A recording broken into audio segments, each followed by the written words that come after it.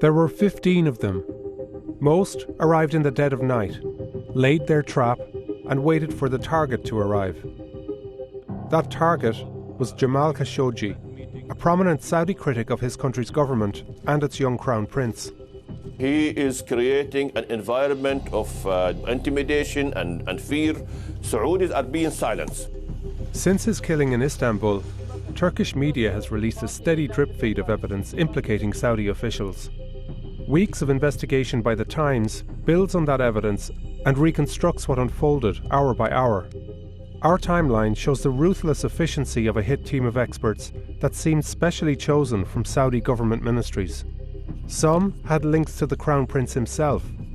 After a series of shifting explanations, Saudi Arabia now denies that this brazen hit job was premeditated. But this reconstruction of the killing and the botched cover-up calls their story into serious question. It's Friday morning, September 28th. Kashoggi and his fiancée, Hatice Cengiz, are at the local marriage office in Istanbul. In order to marry, he's told that he needs Saudi paperwork and goes straight to the consulate to arrange it.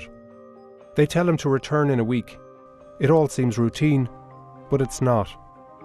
Inside, there's a Saudi spy, Ahmad al-Muzaini, who's working under diplomatic cover. That very day, he flies off to Riyadh and helps concoct a plan to intercept Kashoggi when he returns to the consulate. Fast forward to Monday night into Tuesday morning. Saudi agents converge in Istanbul aboard separate flights. Muzaini, the spy, flies back from Riyadh. A commercial flight carries a three-man team that we believe flew from Cairo. Two of the men are security officers, and they've previously travelled with the Crown Prince. A private jet flying from Riyadh lands around 3:30 a.m. That plane is often used by the Saudi government, and it's carrying 9 Saudi officials, some who play key roles in Khashoggi's death. We'll get to Team 3 later on, and for now, focus on these men from Team 2. This is Salah Al-Tubeji, a high-ranking forensics and autopsy expert in the Saudi Interior Ministry. Turkish officials will later say his role was to dismember Khashoggi's body. Another is Mustafa Al-Madani, a 57-year-old engineer. As we'll see, it's no accident that he looks like Kashoggi. And this is Maher Mutreb, the leader of the operation. Our investigation into his past reveals a direct link between Mutreb and the Saudi Crown Prince. When bin Salman toured a Houston neighbourhood earlier this year, we discovered that Mutreb was with him, a glowering figure in the background. We found him again in Boston, at a UN meeting in New York, in Madrid, and Paris too. This global tour was all part of a charm offensive by the Prince to paint himself as a moderate reformer. Back then, Mutreb was in the Royal Guard. Now he would orchestrate Khashoggi's killing. And his close ties to the Crown Prince beg the question, just how high up the Saudi chain of command did the plot to kill go? Early Tuesday morning, Kashoggi flies back from a weekend trip to London. He and the Saudis nearly cross paths at the airport. The Saudi teams check into 2 hotels, which give quick access to the consulate. Kashoggi heads home with his fiancée. He'd just bought an apartment for their new life together. By mid-morning, the Saudis are on the move. Mutreb leaves his hotel 3 hours before Kashoggi is due at the consulate. The rest of the team isn't far behind. The building is only a few minutes away on foot, and soon they're spotted at this entrance. Mutreb arrives first. Next, we see Al-Tubeji, the autopsy expert, and Al-Madani, the lookalike. The stage is almost set. A diplomatic car pulls out of the consulate driveway and switches places with a van, which backs in. Turkish officials say this van would eventually carry away Khashoggi's remains. From above, we can see the driveway is covered, hiding any activity around the van from public view. Meanwhile, Kashoggi and his fiancée set out for the consulate, walking hand in hand.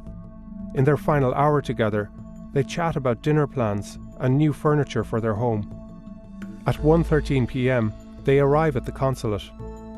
Kashoggi gives her his cell phones before he enters. He walks into the consulate. It's the last time we see him. Inside, Kashoggi is brought to the Consul General's office on the second floor.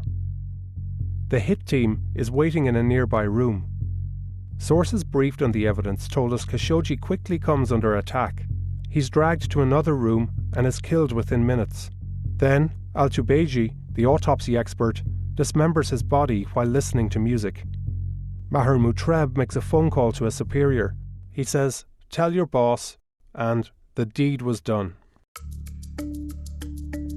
Outside, the van reportedly carrying Kashoggi's body pulls out of the side entrance and drives away. At the same time, the Saudis begin trying to cover their tracks. While Kashoggi's fiancée waits here where she left him, two figures leave from the opposite side. One of them is wearing his clothes. Later, the Saudis would claim that this was Kashoggi, but it's Al-Madani, the engineer, now a body double, pretending that the missing journalist left the consulate alive. Yet there's one glaring flaw. The clothes are the same, but he's wearing his own sneakers, the ones he walked in with.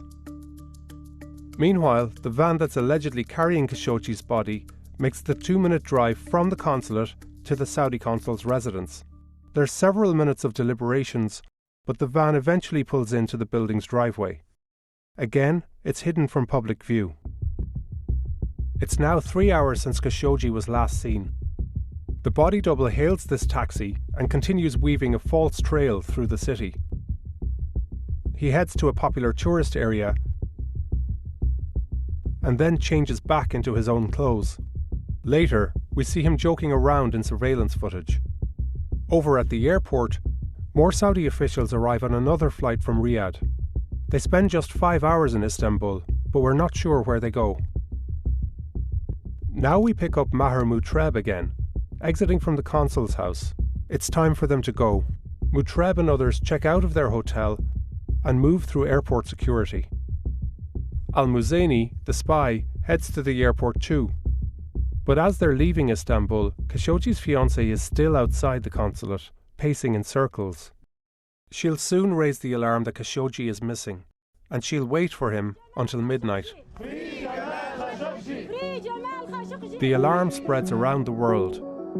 9 days later, the Saudis send another team to Istanbul.